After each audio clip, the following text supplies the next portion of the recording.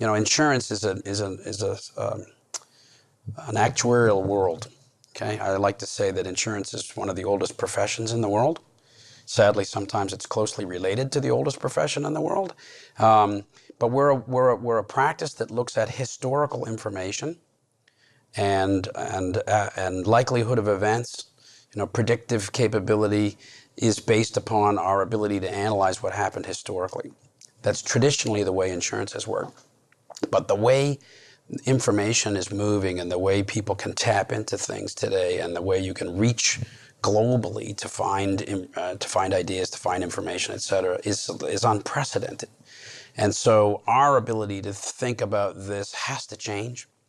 We have to become more predictive in this process and use the power of technology and the power of data and the ability to bring different discrete pieces of information together to actually build predictive models far more effectively than we have been historically. We would use historical data in the past to derive an underwriting decision or a pricing decision going forward. Now we've got to be able to say, well, wait a minute, you know, cyber is every day something new. Every threat is evolving and new. So you can't necessarily rely on the historical context of things in order to predict the likely outcome going forward. So the challenge and the opportunity that's presented to an insurance player in this process is how do you rethink, you know, the information you need to drive your decisioning, to drive risk acceptance, to drive pricing, and to derive how much what we would call retention. How much am I prepared to keep of that risk versus how much am I going to look to share? And technology is absolutely at the center of that future for us and the present for us at the same time. Understanding the difference and the departure that we need to go through from, I had 100,000 cases of this historically, now I can predict whether you or you or you is a better risk and how to price it. We don't have the luxury of doing that anymore, right? And so technology is at the center of that. Then if you take it into other dimensions, now you start to talk about, as you mentioned before, you know, augmentive tools and capabilities. You know, there may be things from our standpoint that in an insurance sense can help be educational or instructional that allow people to better understand where risk exists and how to navigate around it. Because truthfully, the best accident is the one that never happens, right? I always say that insurance is a necessary evil.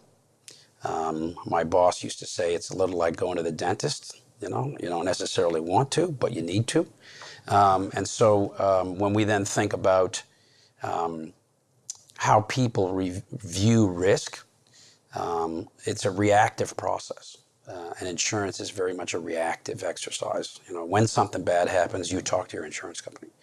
So we want to change that model, and that's where technology, information, and ecosystems are so key to being able to connect with people in a more normal, you know, daily interaction than having them think, oh, let me go check my insurance app.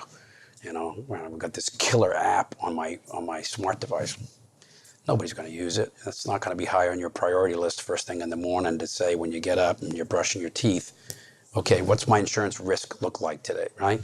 So using technology to be able to become more part of a normal dialogue that people have on a daily basis and enrich their understanding of what's gonna be around them and they're gonna be faced with over the course of the day, whether it's an individual or a business.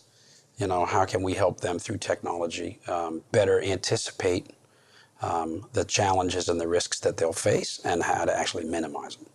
You know, because growth doesn't happen if you don't take risk.